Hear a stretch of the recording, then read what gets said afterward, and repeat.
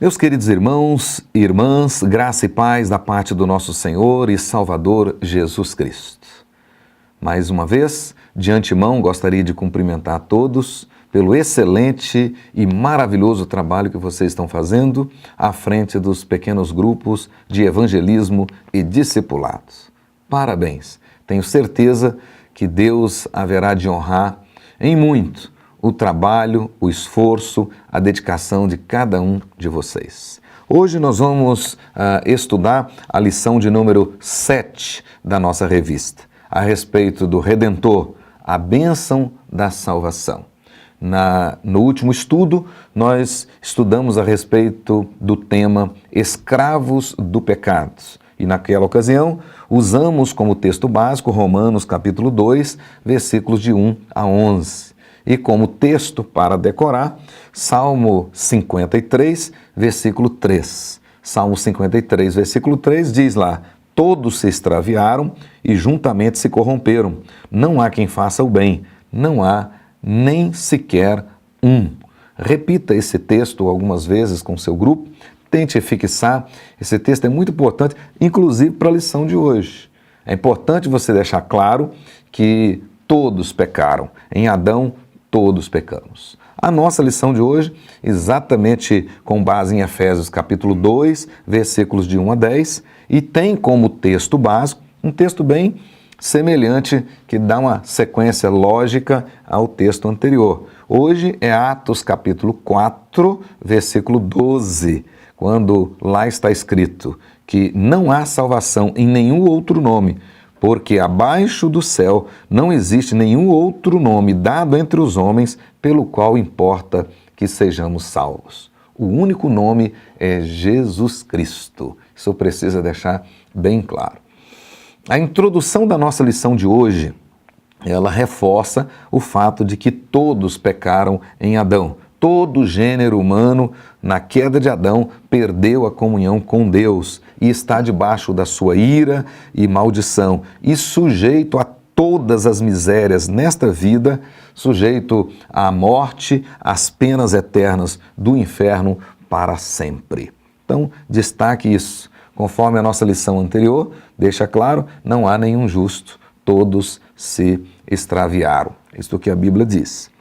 Entretanto, uma pergunta lógica, e é uma das perguntas do nosso catecismo de Westminster, diz lá: deixou Deus os seus escolhidos no estado de pecado e miséria em que caíram? A resposta vai ser não, não. Deus providenciou, por sua livre e soberana vontade, um Redentor para trazê-los a um estado de salvação. Então, fica claro. O homem caiu, perdeu a comunhão com Deus, ficou longe do Senhor, não tem como voltar para o seu Criador pelos seus méritos próprios, por sua vontade, não tem. A Bíblia vai deixar claro que ele está morto nos seus delitos e pecados. A pergunta é, ele ficou lá? Deus o abandonou lá? A resposta é não. Para tirar de lá os seus eleitos, os seus escolhidos, Deus então proveu um Redentor. E o Redentor é Jesus Cristo, seu Filho amado. Frise isso bastante na sua introdução. O nosso texto básico é Efésios capítulo 2, versículos de 1 a 10. É importante que esse texto seja lido. Esse é um texto crucial na Bíblia. É uma das poderosas pérolas da Bíblia. Diz lá o texto sagrado: Ele nos deu vida, estando vós mortos nos vossos delitos e pecados, nos quais andastes outrora, segundo o curso deste mundo, segundo o príncipe da potestade do ar, do espírito que agora atua nos filhos da desobediência, entre os quais também todos nós andamos outrora, segundo as inclinações da carne, fazendo a vontade da carne e dos pensamentos, e éramos por natureza filhos da ira, como também os demais. Mas Deus, sendo rico em misericórdia, por causa do grande amor com que nos amou, e estando nós mortos em nossos delitos e pecados, nos deu vida juntamente com Cristo. Pela graça sois salvos. E juntamente com Ele, nos ressuscitou e nos fez assentar nos lugares celestiais em Cristo Jesus, para mostrar nos séculos vindouros a suprema riqueza da sua graça, em bondade para conosco em Cristo Jesus. porque pela graça sois salvos, mediante a fé, e isto não vem de vós, é dom de Deus. Não de obras, para que ninguém se glorie, porque somos feitura dele, criados em Cristo Jesus para boas obras, as quais Deus de antemão preparou para que andássemos nelas. Portanto, meus queridos irmãos, esse é o texto básico da nossa lição. A nossa introdução visa exatamente deixar claro o que o texto de Efésios capítulo 2 expõe para nós. Todos pecaram em Adão, destituídos ficaram da graça, da glória de Deus, e Deus em Cristo provê então esse Redentor. Aquilo que foi perdido no Éden, nós recuperamos, ou seja, é restaurado em Cristo Jesus. Portanto, a situação do pecado não é insolúvel. O próprio Deus, por sua graça, proveu uma cura, proveu a solução. E a solução é Jesus. O texto para decorar diz exatamente isso. Pois bem, a nossa lição segue em frente no primeiro ponto falando a respeito da salvação. Não tem nenhuma novidade aí para os líderes, né? Não há dúvidas de que o tema principal da Bíblia é a salvação. Do Gênesis capítulo 3, verso 15 até o final no Apocalipse, na realidade o tema que vai perpassar todas as doutrinas, toda a história, todo o texto sagrado é exatamente a salvação dos escolhidos de Deus. Na eternidade, Deus proveu esse Redentor e no tempo presente, na plenitude dos tempos, o Redentor vem exatamente para resgatar os escolhidos de Deus. Toda essa é a história da Bíblia. Então vocês podem pegar esse primeiro parágrafo aí e dar um destaque, uma boa leitura, dando uma certa entonação em algumas verdades que são colocadas aí, né? Por exemplo, a verdade do julgamento final, do tribunal de Deus, Romanos 14, verso 10, né? De que todos no dia do Senhor terão de comparecer e para muitos naquele dia, esse dia vai ser de trevas e não de luz, será um dia do holocausto supremo, né? A hora mais triste, a pior calamidade da história da humanidade. Mas, deixa claro que em Cristo nós temos a salvação. A salvação no sentido bíblico é exatamente livrar os escolhidos dessa condenação, desta culpa.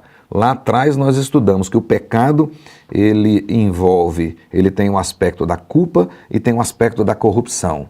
Da culpa é desta que nós somos salvos. Então, se alguém perguntar, salvo do quê? Salvo da condenação do inferno, salvo das penalidades eternas. Então, Jesus na cruz, o sacrifício remidor dele, rasgou esse escrito de dívida. Portanto, nós já fomos salvos. É isto que a Bíblia ensina. Estamos sendo salvos, ou seja, à medida que o novo homem vai crescendo, à medida que vamos nos revestindo do novo homem, nós vamos então subjugando o velho homem. Então, esse processo que normalmente chamamos de santificação é a salvação no presente. E no futuro, quando Jesus voltar, na glorificação. Quando Jesus voltar, nós seremos glorificados. Aí seremos salvos, em definitivo, do pecado e da influência dele. Ok? A necessidade de salvação. Nesse parágrafo, nós vamos deixar claro que, na realidade, todo homem necessita de salvação. Todo homem, todos os descendentes de Adão nasceram contaminados com o pecado de Adão. Todos. E, portanto, todos nasceram destituídos da glória de Deus. E um detalhe, nesse sentido, todos nasceram mortos. Todos nós nascemos mortos. Deixe isso claro para o seu grupo. Então, por isso, todos os seres humanos precisam de salvação. A Bíblia diz que todos pecaram e destituídos estão da glória de Deus. E, portanto, isto inclui todos os homens sem exceção. Desde a queda dos nossos primeiros pais, todos os homens, os que nasceram, os que estão nascendo e os que nascerão, nasceram em pecado. Essa é a grande verdade. Aí nós colocamos aqui o texto do Salmo 53, versículos 2 e 3, para nós meditarmos um pouquinho. E o texto diz assim: do céu olha Deus para os filhos dos homens, para ver se há quem entenda, se há quem busque a Deus. Todos se extraviaram e juntamente se corromperam. Não há quem faça o bem, não há nenhum sequer. E a nossa proposta indutiva é: compartilhe algumas considerações. Aí você pode perguntar para os membros do seu grupo o que eles entenderam, o que esse texto quer dizer, né? Frise isso: não há um justo sequer, todos se extraviaram, né? Ponto 2, diante do exposto fica claro que não há mérito ou dignidade no homem que o faça merecer a salvação. Por isso, se Deus não tivesse se movido em direção ao homem, o homem seguiria perdido, porque ele não poderia fazer nada com suas próprias forças, com a sua própria capacidade para resolver a sua situação. Por isso é que Deus proveu um Redentor. E o Redentor dos eleitos de Deus é Jesus Cristo, Deus homem. Ponto C da nossa lição fala a respeito do preço da salvação. Segundo Efésios capítulo 2, que nós acabamos de ler, principalmente o versículo 8, diz claramente lá: pela graça sois salvos mediante a fé, e isto não vem de vós, é dom de Deus. Fica claro para nós que a salvação é pela graça. Agora, frise para o seu grupo: ela não é de graça. É pela graça, mas não é de graça. Por que não é de graça? Porque custou um alto preço. E esse alto preço foi o sangue de Jesus. Então, para que eu e você, para que nós tivéssemos a salvação, Jesus teve de morrer na cruz. Ele teve de levar sobre ele os nossos pecados, a nossa condenação. E só depois de oferecer esse santo sacrifício é que o escrito de dívida que era contra nós foi rasgado. Ok? Explique isso, leia o texto. 1 Pedro capítulo 1, versículo 18 e 19, diz claramente isso, que não foi mediante coisa corruptível, não foi mediante prata ou ouro que Jesus comprou a nossa absolvição, a nossa salvação, nos resgatou. Não. O texto diz lá: foi mediante o precioso sangue, o sangue de cordeiro, o sangue sem defeito, o sangue sem mácula. E aí ele completa: o sangue de Cristo. Frise isso, porque não há salvação sem sangue, não há remissão sem sangue. Mas não é qualquer sangue, é o sangue de Jesus. Na letra D da nossa revista, já no penúltimo ponto, diz lá as exigências para a salvação, né? O texto deixa claro que Jesus já pagou o preço. De fato, Jesus já pagou o preço. E a pergunta é: o que eu tenho que fazer além disso? Há alguma coisa que eu tenho que fazer? Então você vai explicar que a salvação é um processo monérgico. Monergismo significa que só Deus agiu, então Deus é ativo, nós somos passivos no processo da salvação. Isso é fato. Entretanto, nós aprendemos pela Bíblia que o Espírito Santo age em nós e nos leva a algumas ações, algumas coisas que precisamos fazer. O primeiro delas é arrepender dos nossos pecados. Então, o que eu tenho que fazer para a salvação?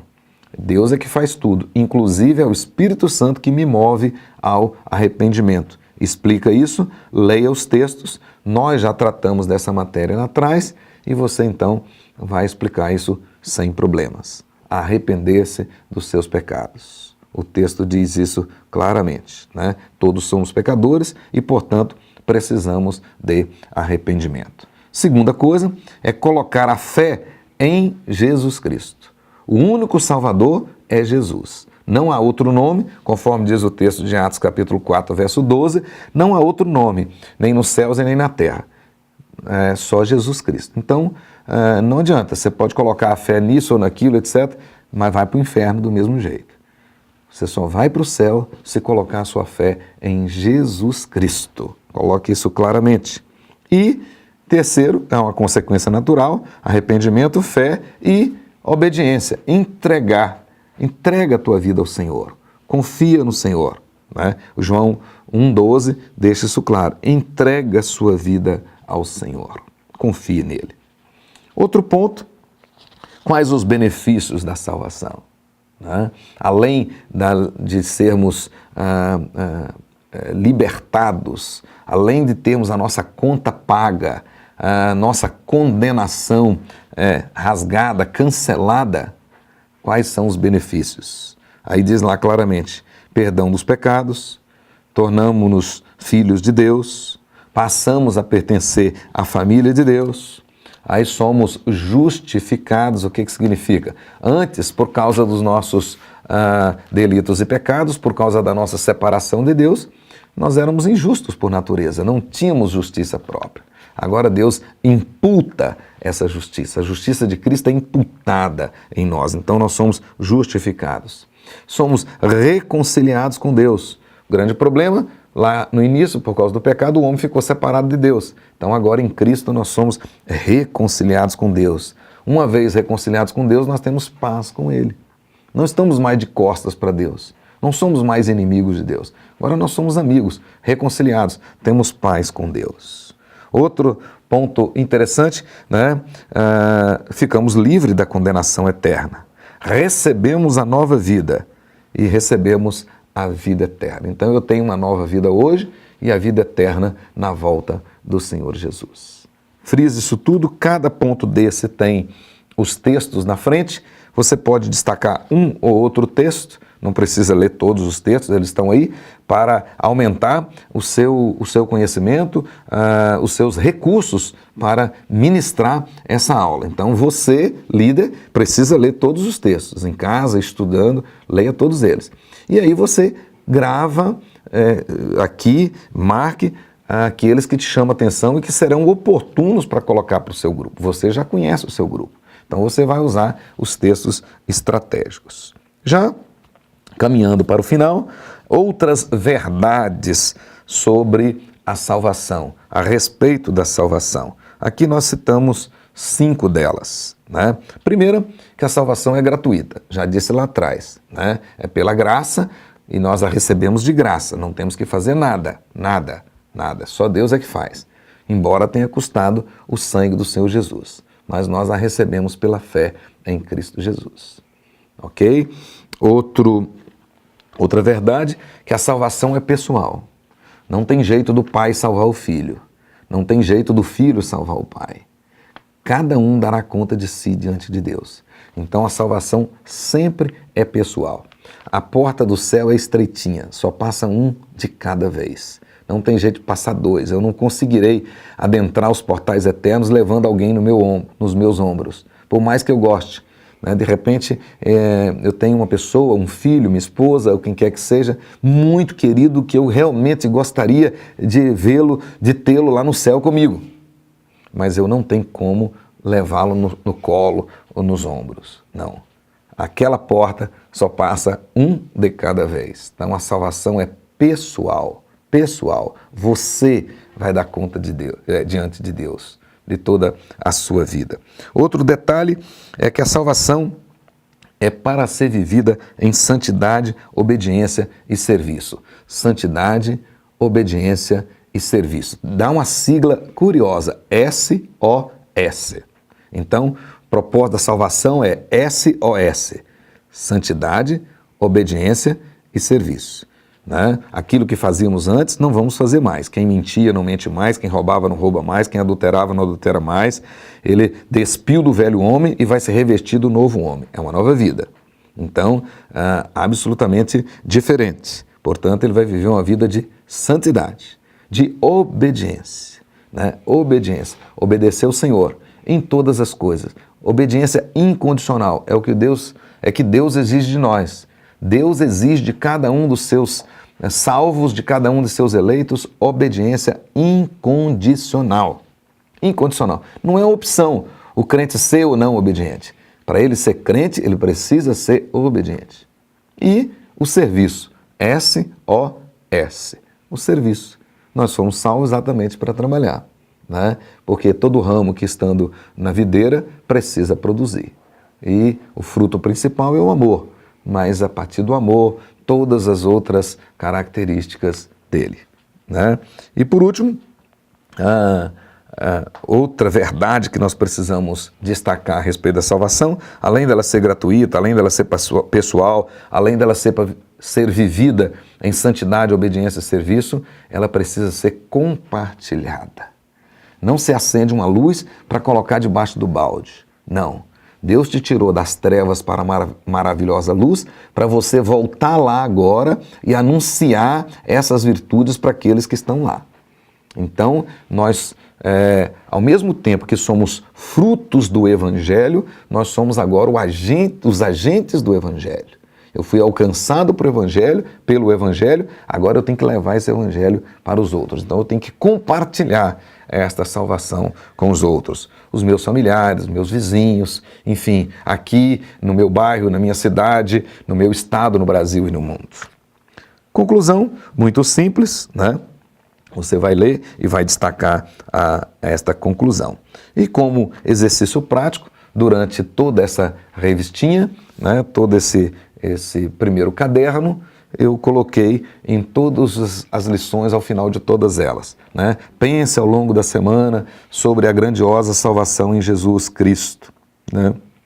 E a pergunta é, você já entregou sua vida a Ele? E já o recebeu como seu Senhor e Salvador? Está na hora de vocês fazerem essa pergunta bem direta para os membros do seu grupo. Então agora está começando a chegar aquele momento que a gente está afunilando. O grupo é de evangelização e discipulado. Nunca esqueça disso. Você tem que estar orando na sua casa pelas pessoas que participam do seu grupo. E a principal oração sua por eles é para que eles entendam a palavra e sejam salvos. E agora você começa a fazer, vai afunilando. Você começa a fechar essa direção da sua palavra. Então você já começa a dizer, você já entregou sua vida a Jesus Cristo? Jesus é o seu Senhor e Salvador? Você já tem essa salvação? Você tem alegria de ter recebido essa salvação? Começa a fazer essas perguntas agora. São perguntas de retórica. Muitas delas eles não precisam responder audivelmente, mas você precisa fazê-las.